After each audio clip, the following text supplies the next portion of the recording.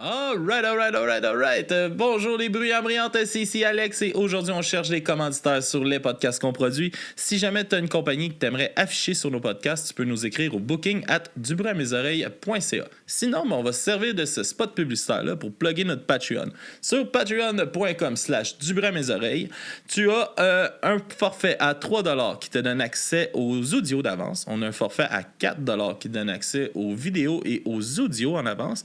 Et un forfait à 7$ qui te donne aussi un accès aux vidéos et audio, mais en plus un shout-out en ondes. Sinon, quand tu t'abonnes à Patreon, tu as aussi un podcast en exclusivité qui est Papy Joe écrit un porno. On comprend pourquoi c'est exclusif à Patreon, je crois. Sinon, on te souhaite un bon épisode et à la prochaine!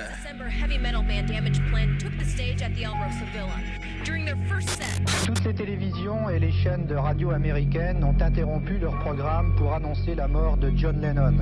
La nouvelle s'est répandue comme une traînée de foudre dans les rues de New York.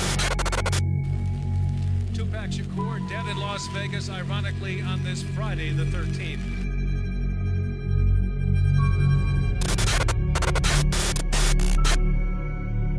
Alright. Bonjour, bonsoir tout le monde. Bienvenue au podcast du crime. À mes oreilles, c'est ici Alex. Aujourd'hui en compagnie de mon cher ami Philippe. Yes sir, comment ça va Philippe? Ça va bien et toi? Ça va super bien, content d'enregistrer avec toi. Ouais, moi aussi. Yes. Alors aujourd'hui, Philippe, balade meurtrière, de quoi tu nous parles cette semaine? Alors, la dernière fois qu'on a fait une balade meurtrière, on a parlé d'un groupe qui s'appelle Blind Melon. Yes. Et on avait parlé de l'affaire Susan Smith, qui était une affaire absolument tragique. Mm-hmm. Et donc, et on avait parlé aussi, évidemment, du groupe et du destin assez tragique du chanteur Shannon Hoon, qui était mort très jeune d'une overdose. Et donc, on va rester sur le même album, qui s'appelle Soup.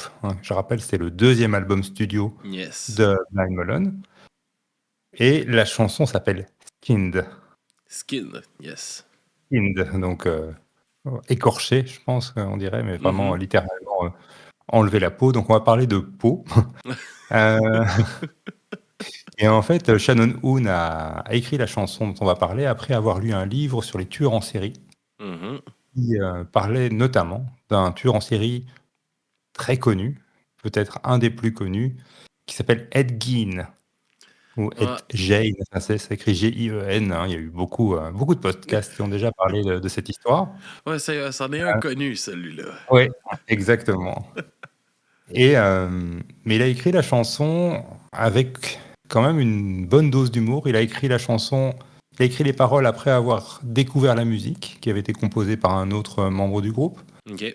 Et il avait envie de montrer quelque chose d'humoristique autour de cette histoire-là. C'est une chanson un peu... Ouais, c'est ça, mais ça marche parce que dans les sons, c'est une chanson qui est très folk. Pendant la musique, l'instrument rythmique, c'est un banjo.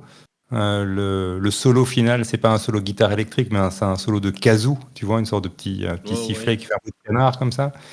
Donc c'est une chanson qui est en tout cas dans les sonorités, qui est légère et joyeuse. Mais quand tu commences à t'intéresser aux paroles, c'est une autre histoire. Il y a de quoi d'absurde aussi dans le personnage de Gins. Exactement. Ouais, d'ailleurs, c'est pour ça que je pense qu'il a tant inspiré le cinéma d'horreur, c'est parce que c'est un personnage très, très hors norme, avec aussi un destin de tueur qui commence très tard dans sa vie. Ouais. C'est pas le natural born killer dont on a déjà beaucoup parlé, c'est un tueur qui va commencer à tuer très tard. C'est un peu comme quand sa protection contre sa maladie mentale est partie, un peu, on pourrait dire. Exactement, ouais. Oui, c'est ça. En fait, il a commencé à être dangereux une fois qu'il était seul. Et donc, les paroles, ça commence fort. Je vais directement commencer sur la version traduite. Yes. Donc, ça commence par « Je vais faire un chausse-pied avec ton tibia et je ferai un abat-jour avec ta peau solide. Quand vais-je réaliser que cette peau dans laquelle je suis, ce n'est pas la mienne? Et quand est-ce que la proie sera trop importante pour que je puisse la cacher ?» Donc, voilà, le ton est donné, on sait tout de suite où on met les pieds dans cette histoire. Et donc, oui, on reconnaît tout de suite la patte d'Ed Gein, là, avec les os, la peau.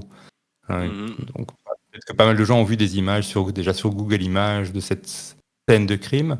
Alors, Simon Prêtre, je te dirais que les photos que tu vois sur Google, elles sont fausses, ce sont des reconstitutions. Voilà. Néanmoins, c'est quelque chose qui fait partie un peu de l'imaginaire collectif, quoi. Mhm. Alors, je vais quand même, bon, même si beaucoup de gens connaissent l'histoire, je vais quand même parler un peu d'Ed Gein. Donc, Ed Gein, c'est Edward Theodore Gein, qu'on surnomme Ed. Il naît le 27 août 1906 à La Crosse, dans le Wisconsin. Tu dis Wisconsin ou Wisconsin? Wisconsin. Ah, dans le Wisconsin. Alors, c'est le deuxième fils de George et surtout de Augusta Gein. C'est C'est comme vraiment un personnage. le New Hampshire aussi. Vous autres, vous dites New Hampshire. Là. Ah oui, oui. Et Boston. Ouais, ouais, mais Ouais. ça, nous autres, c'est New Hampshire. Ça me fait tout le temps rire quand je vous entends vous élancer avec le New Hampshire. Là. Ah, ça, on a des différences d'accent, c'est sûr. Ouais. Tiens, tu dis un Pokémon ou un Pokémon? Un Pokémon. Ah, tu dis un Pokémon, ok. Mm. Ben voilà, donc, à propos, on fait une transition bizarre à partir des Pokémon. On va parler de Augusta Gein. Ben, il a fait des transformations, des évolutions. Ah, là, je pense qu'il y a une sorte d'évolution de Ed Gein, en tout cas, quand Augusta va mourir. Donc, ils vivent dans une ferme à Plainfield. C'est une petite ville rurale. Et l'enfance d'Ed Gein, ben, c'est surtout une enfance marquée par ce personnage maternel très particulier, qui est une femme très religieuse, très stricte. On dit qu'elle est très oppressive, mais en même temps, je pense qu'elle aime ses enfants. Enfin, c'est un personnage assez fascinant. Peut-être que ce personnage est encore plus fascinant que Ed Gein lui-même, en réalité. Et elle a un petit mari qui s'appelle George, mais qui est assez insignifiant, qui est faible, fragile, qui est alcoolique aussi. Mhm. Et il a un grand frère qui s'appelle Henry. Et Augusta élève ses fils dans l'idée que le monde extérieur est dangereux et immoral, ce qui est peut-être vrai. Et elle est très fanatique, c'est vraiment une fanatique religieuse, et elle est surtout fanatique sur les sujets de sexualité et sur les péchés. OK. Elle a une haine des autres femmes, qu'elle voit toutes, sauf elle, comme des créatures impures, des tentatrices. Et donc elle interdit à ces garçons d'approcher d'autres femmes. Même à Ça va l'école. pas créer des manques, hein? Ah, ça ne va pas aider ces garçons à s'épanouir, c'est sûr. Ah, Seigneur.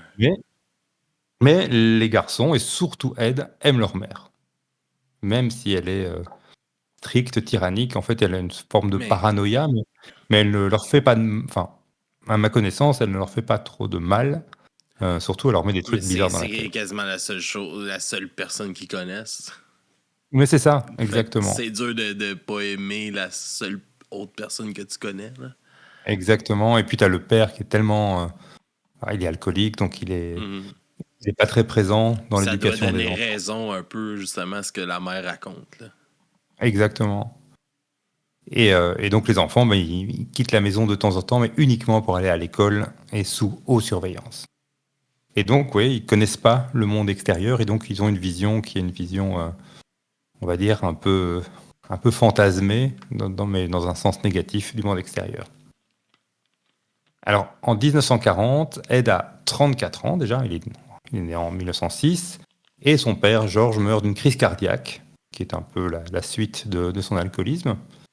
Donc, Ed et Henry sont adultes tous les deux, mais ils n'ont pas été à la découverte du monde extérieur, donc ils continuent à vivre dans cette ferme avec leur mère, sans en sortir quasiment. Mais Henry, qui commence à en avoir marre, remet quand même un peu en cause et en question les enseignements d'Augusta. Ed, pas du tout. Lui, il est complètement on va dire, sous l'emprise de sa mère. Donc, à 34 ans, Ed n'a jamais fréquenté la moindre femme. Il ne connaît aucune autre femme que sa mère. Bon, il a eu des relations, des rapports très, très superficiels avec les commerçantes du village, mais ça s'arrête là. Ouais, le bonjour, ça va coûter tant. Oui, c'est ça, voilà, vraiment. Mais on va dire, aucune forme d'intimité avec une femme. Mais il doit avoir une crainte, là, justement, avec tout ce que sa mère a Ah bah oui, raconté. oui. Une crainte ou même peut-être une haine. Hein. Ouais, C'est-à-dire aussi. qu'il est vraiment dans l'idée que toutes les femmes sont fondamentalement mauvaises et dangereuses, quoi. Alors en 1944, il y a un incendie qui se déclare dans une prairie qui est à côté de la ferme des Guines. Et Henry et Ed vont éteindre ce feu de prairie. Donc après le feu, il y a Henry qui ne revient pas. Mais personne, donc en fait on va retrouver le cadavre de Henry là où il y a eu l'incendie, mais on va considérer qu'il n'y a pas eu de crime commis. La réalité, c'est qu'on ne sait pas. Il y a un grand doute. Il y a pas mal de gens qui pensent qu'il a tué son frère, que Ed a tué Henry, mais il n'y a pas de soupçon à l'époque. Et officiellement, donc Henry est mort d'asphyxie à cause des fumées. Donc on a le père qui est mort, on a le frère qui est mort, il reste que Ed et sa mère. Est-ce que tu penses que, justement, vu qu'il remettait en doute un peu qu'est-ce que sa mère disait, peut-être que sa mère l'aurait peut-être demandé de faire ça aussi? Alors, je ne sais pas, parce que j'ai pas l'impression que c'est une mère qui voulait la mort de ses enfants. Donc à mon avis, c'est plutôt le fait que, oui, c'est ça, que Ed déteste tellement le monde extérieur qu'il veut pas que son frère y aille. Mais voilà, j'avoue que je ne sais pas. Je sais qu'en tout cas, il n'y a pas de brûlure sur le corps, hein, donc il y a une asphyxie, pas de brûlure. Donc si tu regardes ça avec un peu de recul, en tout cas, c'est une mort qui n'a pas l'air très très naturelle. Non. C'est étrange. Donc reste la mère et le fils, mais un an plus tard, un an seulement après la mort de Henry, Augusta subit un AVC. Elle survit, mais elle est paralysée. Donc elle est en chaise roulante, elle peut encore parler. Ed s'occupe d'elle tout le temps. C'est devenu sa nouvelle mission. Mais, j'allais dire malheureusement, quelques mois plus tard, elle a un nouvel AVC, et celui-là, il est fatal, donc elle va mourir de son deuxième AVC. OK. Et donc là, Ed est tout seul. Et comme il a toujours vécu à travers sa mère et pour sa mère, il ne sait pas très bien comment il va continuer à vivre sans elle, quoi. Et donc là, la santé mentale se détériore, il est très pauvre, il n'est pas très propre, et donc il n'entretient que les pièces de la maison qui étaient importantes pour sa mère. Donc lui vit dans des conditions insalubres, mais la chambre de sa mère est propre et rangée. Et je pense que la cuisine est propre et rangée, donc lui vit en dehors des zones, on va dire, de sa mère. Donc il vit comme une sorte de sanctuaire pour sa mère, quoi. OK. Et donc il va survivre, il va faire des petits boulots. Et alors, celui qui m'étonne le plus, c'est que notamment il faisait du babysitting. Donc, c'est quand même... Qui voilà. qui va dire, tiens, on va confier la petite à Ed Gein. Bon, a priori, l'étrange qui a jamais sorti de chez eux, là. aussi, c'est ça, voilà. Et qui vivait avec sa mère qui était folle et son père alcoolique. Ouais, c'est une personne de confiance. Voilà. Et donc il fréquente un peu le village, notamment la bibliothèque, et il emprunte des livres. Et alors ce qui l'intéresse d'abord, c'est des livres sur la médecine légale, des livres sur les expérimentations médicales nazies, et des livres sur les rites funéraires. Et dans les bouquins qu'il lit, il lit une biographie d'un personnage qui lui plaît vraiment beaucoup, qui s'appelle Ilse Koch, ou Koch. OK. Est-ce que tu as déjà entendu parler de ce nom? Non. Ilse Koch. Je pense que c'est Koch. Donc, pendant la Seconde Guerre mondiale, la Deuxième Guerre mondiale, c'est la femme de Karl Koch, le responsable du camp d'extermination de Buchenwald, donc un camp nazi. Et donc, Ilse et son mari vivent dans le camp, au milieu duquel, en fait, ils se font construire une magnifique villa. Le couple vit vraiment dans le luxe, dans cette villa. Ils font beaucoup de fêtes. Ouais, c'est ça. Donc, c'est vraiment, c'est vraiment un drôle de mélange, évidemment, d'avoir une maison de luxe au milieu d'un camp, camp de la mort. C'est ça, c'est une fierté pour eux autres. C'est ça qui est dégueulasse, hein. Ben oui. Et Ilse Koch a la réputation, en plus, d'avoir une sexualité totalement débridée. Alors, les prisonniers vont la surnommer la sorcière de Buchenwald. Et un de ses plaisirs, par exemple, c'est de se promener dans des tenues très sexy, parfois même seins nus, donc vraiment dans la provocation la plus totale. Et elle se promène dans le camp, et si un prisonnier la regarde, il est puni. Et dans le meilleur des cas, il est simplement battu. Dans le pire des cas, ça pourrait aller jusqu'à la mort. elle adore aller voir les punitions des prisonniers. Elle exige toujours que les prisonniers soient nus. Et on dit aussi qu'elle avait un fétiche pour les tatouages. Et donc, elle repérait les prisonniers tatoués. Et en fait, c'est eux qui mouraient les premiers parce qu'elle adorait récupérer la peau des prisonniers tatoués pour redécorer sa maison. Il n'avait pas Et tout notamment- un numéro, il est tout tatoué. Son Ah oui, alors, aussi. ah oui, donc il y a bien sûr le tatouage du sang, mais c'était vraiment plutôt les Non, je tatouages comprends. Là, décoratifs, hein, bien sûr, bien sûr. c'est comme, ouais, ils vont tous finir par y passer. Là. Bah oui, exactement. Ah, Après, ça va pas durer si longtemps que ça parce que, bon, d'abord, le couple ne va pas bien et l- ils sont corrompus et donc même le régime nazi va finir par les sanctionner. Enfin, bref, voilà. Quand tu lis ce genre de truc-là et que tu as des problèmes de santé mentale, bah, tu n'offres évidemment pas un bon exemple et donc il se projette un peu dans la vie de cette femme, Ilse Koch. Alors, bah, il est probablement très, très impressionné par ces histoires de tatouages, de peau et ce genre de choses, de décors qu'elle fait dans sa villa. Et donc, lui commence à errer dans les cimetières et il va exhumer des corps de femmes qui sont récemment enterrés, donc des corps entre guillemets un peu frais. Il choisit les femmes qui lui rappellent sa mère et là, il récupère la peau, les os, enfin, des parties du corps avec lesquelles il se fabrique des objets. Alors, ça peut être des masques, des vêtements en peau de femme. Ça rappelle évidemment le film Le silence des agneaux, qui est un peu, enfin, qui est inspiré de Ed Gein. Et il va même fabriquer des meubles avec les os, par exemple, des corps qu'il a exhumés. Mais évidemment, personne ne sait qu'il fait ça parce que personne ne vient jamais dans cette maison. Cette maison, c'est vraiment une maison dans laquelle personne ne rentre. Mais donc, parce que sinon, tout le monde saurait évidemment ce Parce gars fait. qu'il ferait pas beaucoup de babysitting. Si ça- Exactement, ça- il fait pas de babysitting à domicile. la job à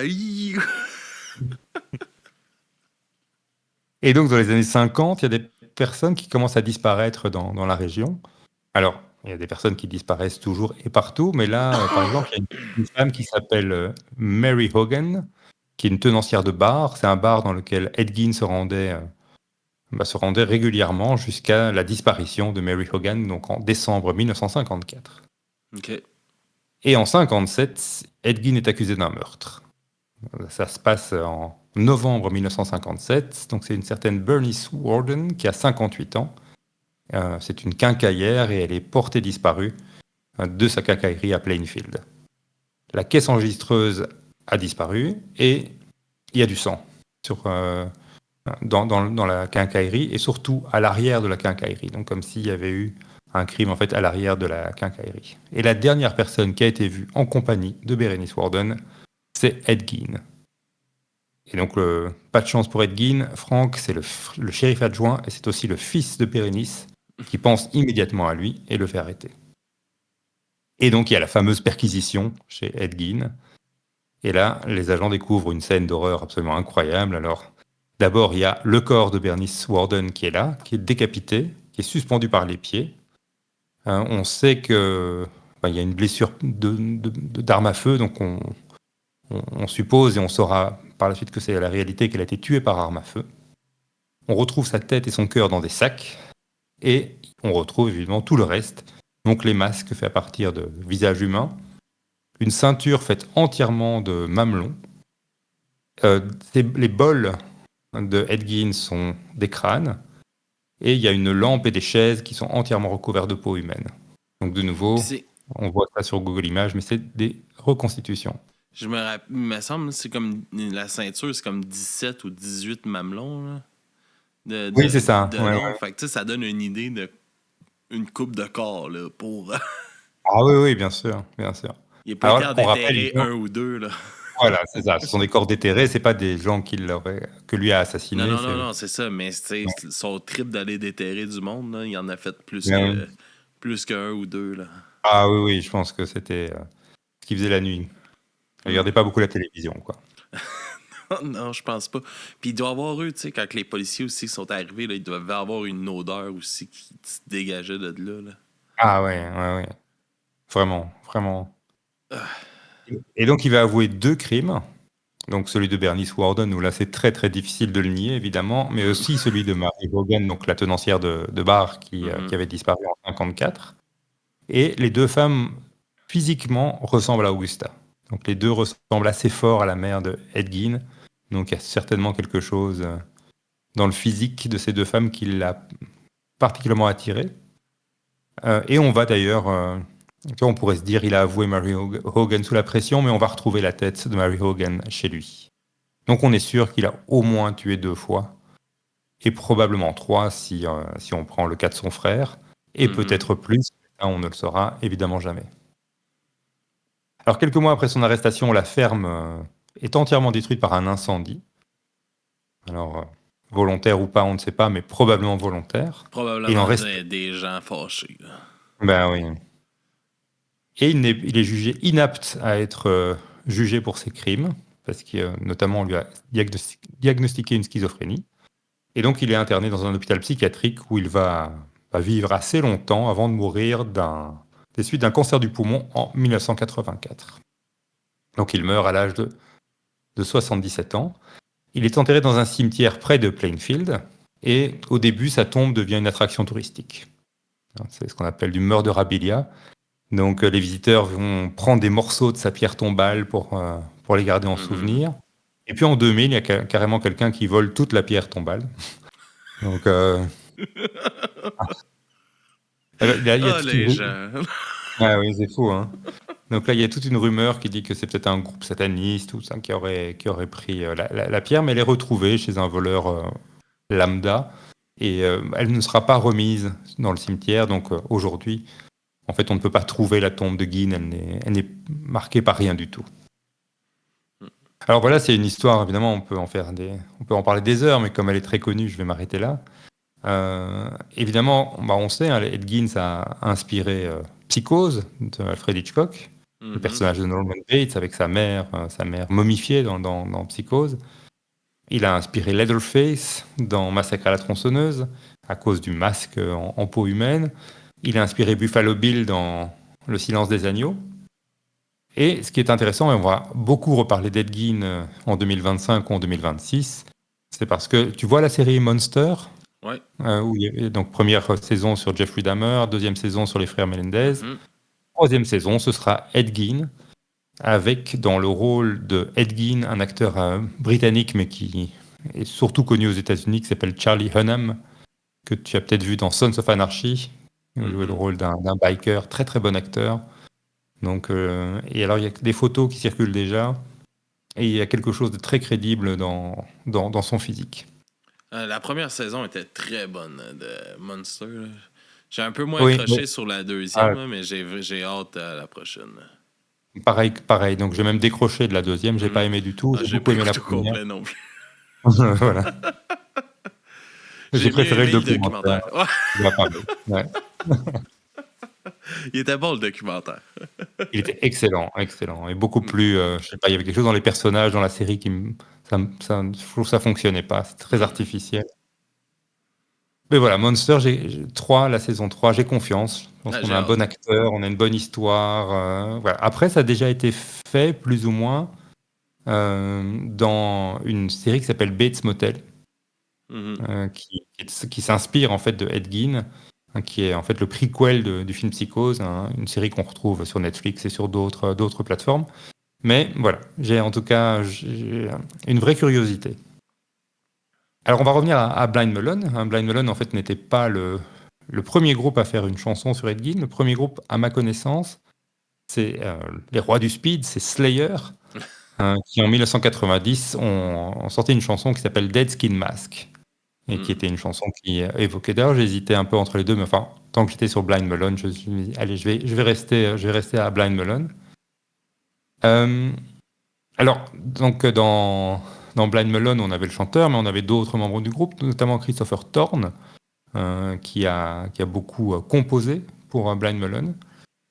Et donc, il parle un peu de la genèse du morceau Skinned. Et donc, il explique qu'en écrivant les chansons, les mélodies des chansons pour l'album Soup, il a acheté des instruments pour faire des expériences d'écriture. Donc, il a acheté un banjo au moment où il composait Skinned, mais c'était vraiment pour le fun. Il pensait pas vraiment que ce banjo allait devenir un instrument important dans Dans une la chanson. discographie du groupe. Ouais. Et il a été très surpris que Shannon choisisse cette mélodie pour parler de l'affaire de Ed Gein. Hein. Voilà, c'est très étrange de faire ce mélange-là. Et donc voilà, c'est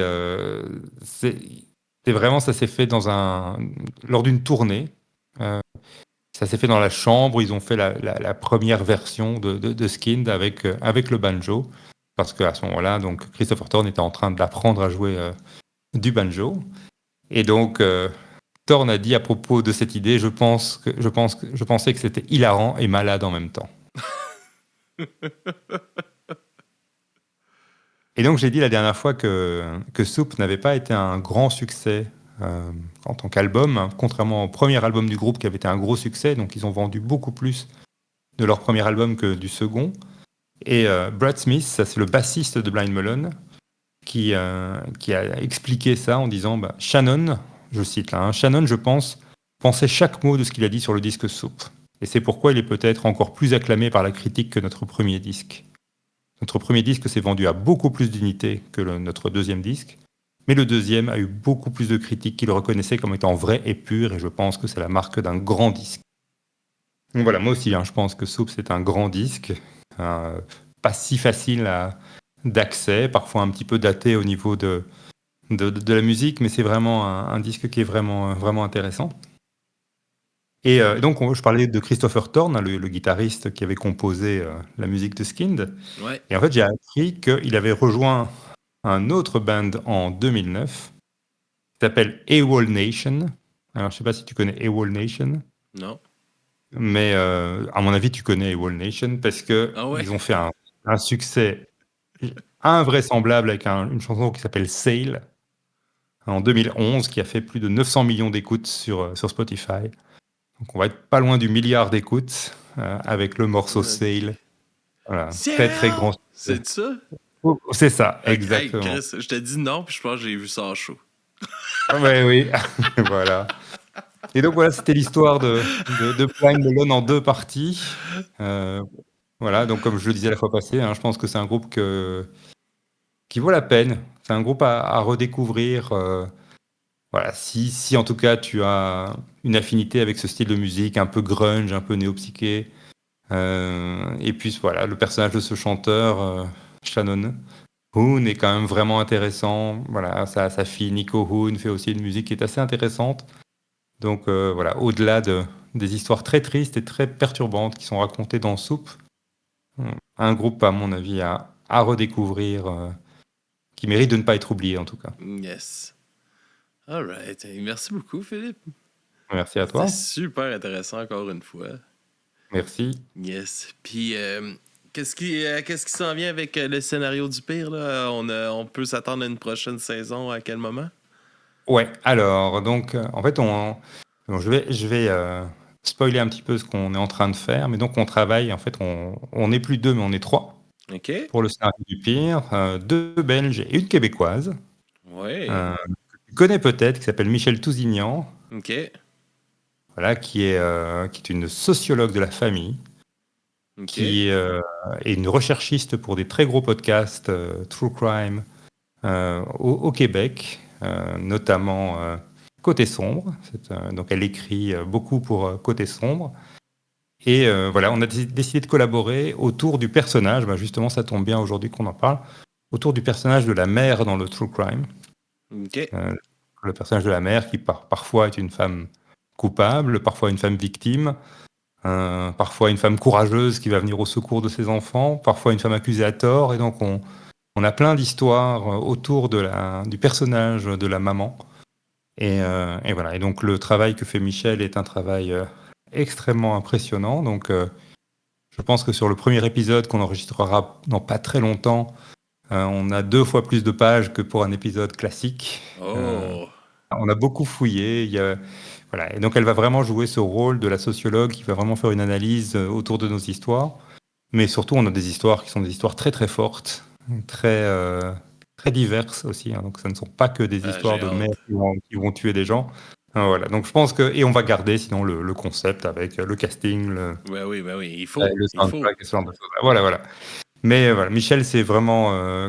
ça nous a motivé à faire une nouvelle saison parce elle ajoute vraiment, vraiment quelque chose. Après, c'est un gros travail. On espère lancer la saison au mois de mars. OK. Je pense qu'on va enregistrer le premier épisode dans très peu de temps. Et moi, j'ai vraiment hâte. Et on a vraiment l'embarras du choix parce qu'on a une dizaine d'histoires qu'on pourrait enregistrer. On va en faire 8. Donc voilà, on doit encore Vous faire vous laissez quelques... du lousse un peu. Mm, All exactement. right. T'as une petite histoire bonus, là, de même, surprise, là. Oui, c'est ça. Ah oui, alors dans les bonus, d'ailleurs, je peux faire un peu de publicité. Ben oui. Euh, donc, mon beau-fils, hein, l'amoureux de ma fille, s'appelle Mathis. OK.